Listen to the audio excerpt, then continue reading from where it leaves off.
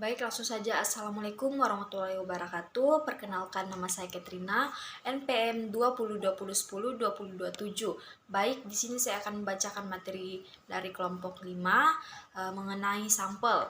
Sampel adalah sebagian dari populasi yang diambil dengan teknik sampling. Sampel harus benar-benar mencerminkan keadaan populasi dengan kata lain. Kesimpulan yang ditarik dari temuan sampel harus menjadi kesimpulan tentang populasi. Beberapa kriteria yang perlu diperhatikan dalam pengambilan sampel. Yang pertama itu, peneliti harus terlebih dahulu menentukan domain generalisasi. Yang kedua, tetapkan batasan yang jelas untuk karakteristik populasi. Populasi juga bisa terbentuk menjadi objek lain. Menurut para ahli, sampel meliputi bagian A.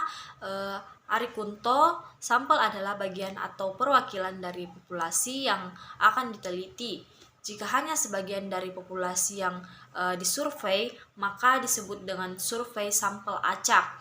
Bagian B yaitu Sutjana dan Ibrahim menunjukkan bahwa sampel adalah bagian dari populasi yang terjangkau dan memiliki karakteristik yang sama dengan populasi. Prosedur pengambilan sampel ini dapat menggunakan pendekatan acak atau non-acak. Kerangka pengambilan sampel atau sampling trend yaitu daftar semua unit dalam populasi dan dari mana sampel dipilih. Sampel representatif yaitu sebuah sampel yang secara akurat mencerminkan populasi. Bias sampel yaitu bias keterwakilan sampel yang terjadi ketika beberapa anggota populasi atau kerangka sampel memiliki sedikit atau tidak ada peluang untuk dipilih sebagai sampel. Dan ada juga sampel acak karena sampel dipilih secara acak.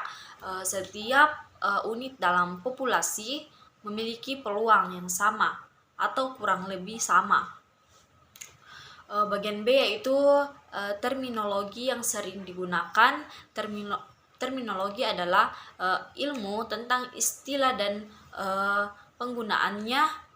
Istilah adalah kata dan kombinasi kata yang digunakan dalam konteks tertentu. Studi tentang terminologi melibatkan kemunculan istilah dan hubungannya dengan budaya. Pakar terminologi disebut juru bahasa dan mungkin termasuk dalam departemen penerjemahan. Peneliti sering menggunakan beberapa jargon atau istilah dalam penelitiannya, yaitu yang pertama itu elemen, populasi, dan populasi. Bagian C yaitu alasan pemilihan sampel. Kata sampel juga berasal dari bahasa Inggris yaitu sample. Sampel adalah subset atau perwakilan dari populasi yang disurvei di sini. Perlu dibedakan antara istilah sampel dan sampling. Sampel adalah sebagian dari populasi yang menjadi sumber data sebenarnya. Untuk suatu penelitian sampling adalah cara pengambilan sampel. Sampel adalah sebagian dari populasi yang sengaja dipilih oleh peneliti. Observasional agar ukuran sampel lebih kecil dari populasi dan berfungsi sebagai wakil dari populasi. Sekian dari video yang saya buat, kurang lebihnya dimohon maaf. Wassalamualaikum warahmatullahi wabarakatuh.